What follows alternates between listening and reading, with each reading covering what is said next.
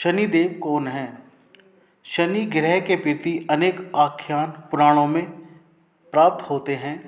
शनि को सूर्य का पुत्र एवं कर्म फलदाता माना जाता है, लेकिन साथ ही पितृशत्रु भी शनि ग्रह के संबंध में अनेक भ्रांतियों और इसके लिए उसे मारक, अशुभ और दुख कारक माना जाता है। पाश्चात्य ज्योतिष भी उसे दुख देने वाला मानते हैं, लेकिन शनि उतना अशुभ और मारक नहीं है जितना उसे माना जाता है। इसीलिए वह शत्रु नहीं, मित्र है।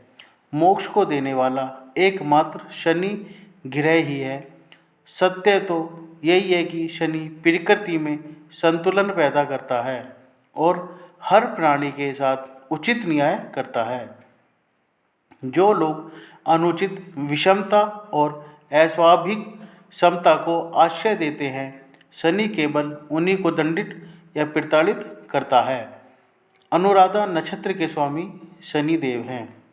जब हनुमान जी से हारे शनिदेव, शनि के नाम से ही हर व्यक्ति डरने लगता है। शनि की दशा एक बार शुरू हो जाए तो 7.5 साल बाद ही पीछा छोड़ती है, लेकिन हनुमान भक्तों को शनि से डरने की तनिक भी जरूरत नहीं है। शनि ने हनुमान को भी डराना चाहा, लेकिन मुंह की खानी पड़ी। आइए जाने कैसे।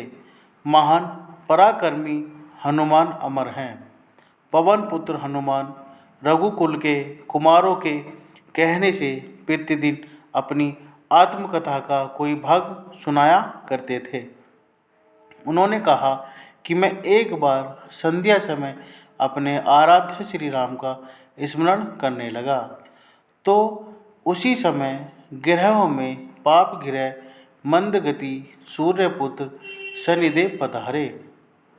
वह अत्यंत कृष्ण वर्ण के भीषणकार थे। वह अपना सिर प्राय झुकाए रखते हैं। जिस पर अपनी दृष्टि डालते हैं वह अवश्य नष्ट हो जाता है। शनिदेव हनुमान के बाहुबल और पराक्रम को नहीं जानते थे। हनुमान ने उन्हें लंका में दशग्रीव के बंधन से मुक्त किया था।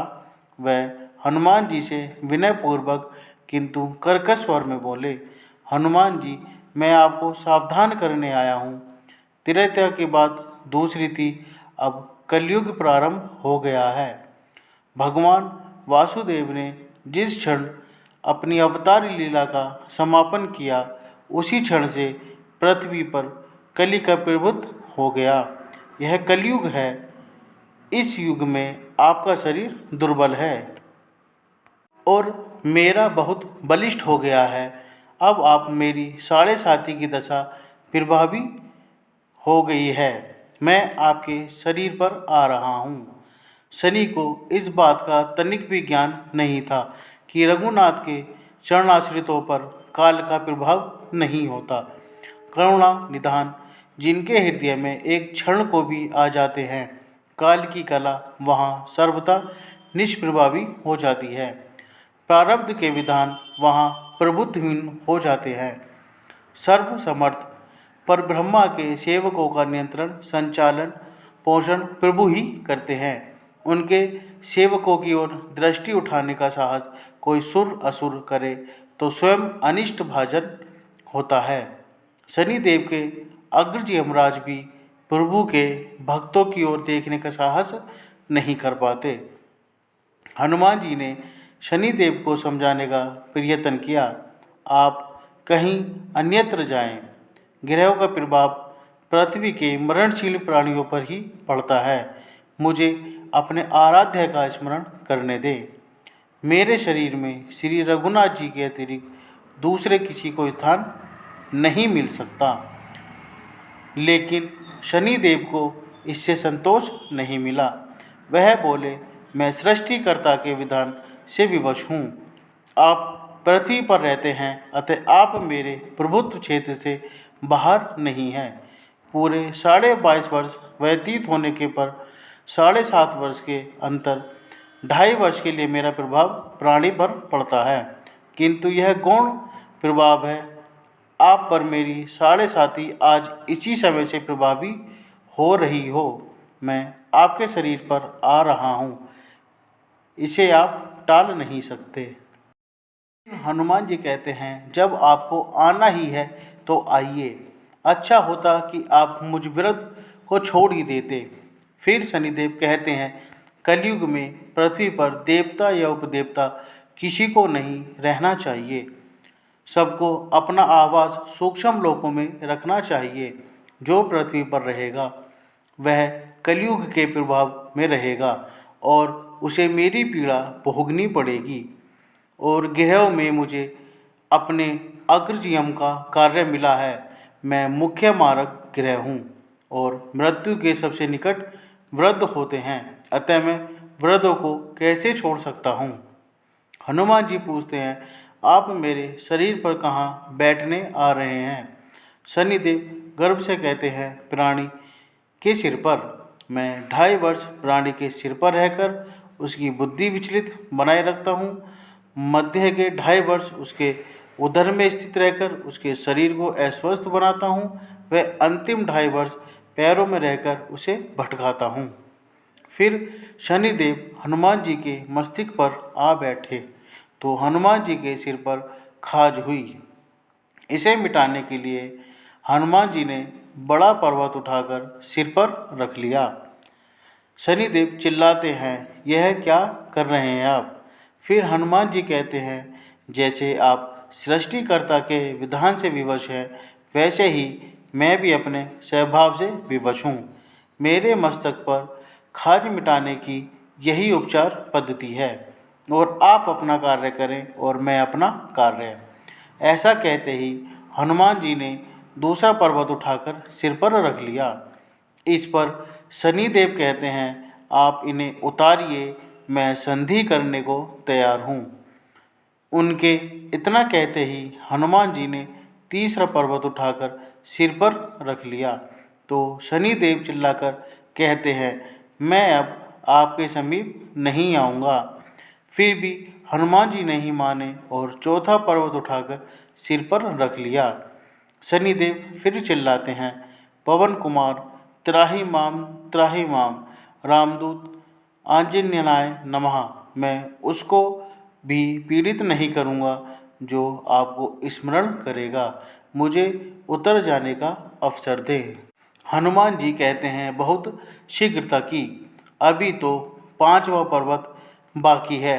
और इतने में ही शनि मेरे पैरों में गिर गए और कहा, मैं सदैव आपको दिए वचनों को स्मरण रखूँगा।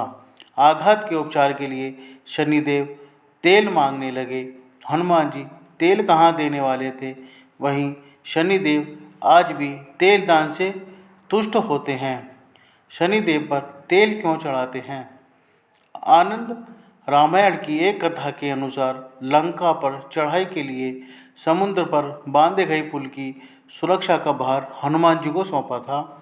हनुमान जी रात में भगवान राम का ध्यान करते हुए पुल की रक्षा कर रहे थे कि वहां शनिदेव आ पहुँचे और उन्हें व्यंग बाणों से परेशान करने लगे। हनुमान जी ने शनिदेव के सारे आपेक्षों को स्वीकार करते हुए कहा कि कृपया वह उन्हें पुल की रक्षा करने दें, लेकिन शनिदेव बाज नहीं आए। अंततः क्रोधित होकर हनुमान जी ने शनिदेव को अपनी पूंछ में जकड़कर इधर उधर पटकना शुरू कर दिया। काफ़ी देर बाद हनुमान जी ने उन्हें मुक्त किया और दर्द से निजात पाने के लिए एक तेल लगाने को दिया। इसके बाद से ही शनिदेव को तेल चढ़ाते हैं। शनिदेव का अहंकार टूटा, उसकी कथा। त्रेता युग में एक बार बारिश के अभाव से अकाल पड़ा। तब कौशिक मुनि परिवार के लालन पालन के लिए अपना गृह स्थान छोड़कर अन्यत्र जाने के लिए अपनी पत्नी और पुत्रों के साथ चल दिए। फिर भी परिवार का भरण पोषण कठिन होने पर दुखी होकर उन्होंने अपने एक पुत्र को बीच राह में ही छोड़ दिया था। वह बालक भूख प्यास से रोने लगा। तभी उसने कुछ ही दूरी पर एक पीपल का वृक्ष और जल का कुंड देखा। उसने भूख शांत करने के लिए पीपल के पत्तों को खाया और कुंड का जल पीकर अपनी प्यास बुझाई। वह बालक प्रतिदिन इसी तरह पत्ते और पानी पीकर और तपस्या कर समय गुजारने लगा। तभी एक दिन वहाँ देवऋषि नारद पहुँचे। बालक ने उनको नमन किया। नारद मुनि विपरीत दिशा में बालक की विनम्रता देखकर खुश हुए। उन्होंने तुरंत बालक का यथोचित संस्कार कर वेदों की शिक्षा दी। उन्होंने उसे ओम नमो भगवते वासुदेवाय की मंत्र दीक्षा भी दी। वह बालक नित्य भगवान विष्णु के मंत्र का जाप कर तप करने लगा। नारद मुनि उस बालक के साथ ही रहे। बालक की तपस्या से भगवान विष्णु प्रसन्न हुए। भगवान विष्णु ने प्रकट होकर बालक से वर मांगने को कहा। वह बालक ने भगवत भक्ति का वर मांगा। तब भगवान विष्णु ने बालक को योग और ज्ञान की शिक्षा दी, जिससे वह परम ज्ञानी महर्षि बन गया। एक दिन बालक के मन में जिज्ञासा पैदा हुई। उसने नारद मुनि से पूछा कि इतनी छोटी उम्र में ही क्यों मेरे माता पिता से अलगाव हो गया? क्यों मुझे इतनी पीड़ा भोगनी पड़ रही है? आपने मुझे संस्कारित कर ब्राह्मण बनाया है, अतः मेरी पीड़ा का कारण भी बताएं। नारद मुनि ने बालक से कहा, तुमने पीपल के पत्ते को खाकर घोर तप किया है, इसलिए आज से तुम्हारा नाम पीपललाद रखता हूँ। जहाँ तक तुम्हारे कष्टों की बात है तो उसका कारण शनि ग्रह है, जिसके अहंकार वश धीमी चाल के कारण तुम्हारे साथ ही पूरा जगत भी अकाल भी पीड़ा भोग रहा है। यह सुनकर बालक ने बहुत क्रोधित हो गया। उसने आवेशित होकर जैसे ही आकाश में विचरण कर रहे शनि को देखा, तब शनि ग्रह बालक पिपलाद के तेजोबल से जमीन पर एक पर्वत पर आ गिरा, जिससे वह अपंग हो गया। शनि की ऐसी दुर्दशा देखकर नारद मुनि खुश हो गए। उन्होंने सभी देवी देवताओं को यह दृश्य देखने के लिए बुलाया। वह तब वहाँ पर ब्रह्मदेव सहित अन्य देवों ने आकर बालक पिपलाद के आवेश को शांत कर कहा कि नारद मुनि द्वारा रखा गया तुम्हारा नाम श्रेष्ठ है और आज से तुम पूरे जगत में इसी नाम से प्रसिद्ध होगे। जो भी व्यक्ति शनिवार के दिन पिपलाद नाम का ध्यान कर पूरी श्रद्धा और भावना से पूजा करेगा, उसको शनि ग्रह के कष्टों से छुटकारा मिलेगा और उसको संतान सुख भी प्राप्त होंगे। ब्रह्मदेव ने साथ ही पिपलाद मुनि को शनि ग्रह की शांति के लिए उनकी पूजा और व्रत का विधान बताकर कहा कि तुम धराशायी हुए शनि को अपने स्थान पर प्रतिष्ठित कर दो, क्योंकि वह निर्दोष है। पिपलाद मुनि ने भी ब्रह्मदेव के आदेश का पालन किया और उनसे शनिचर व्रत विधि जानकर जगत को शनि ग्रह की शांति का मार्ग बताया।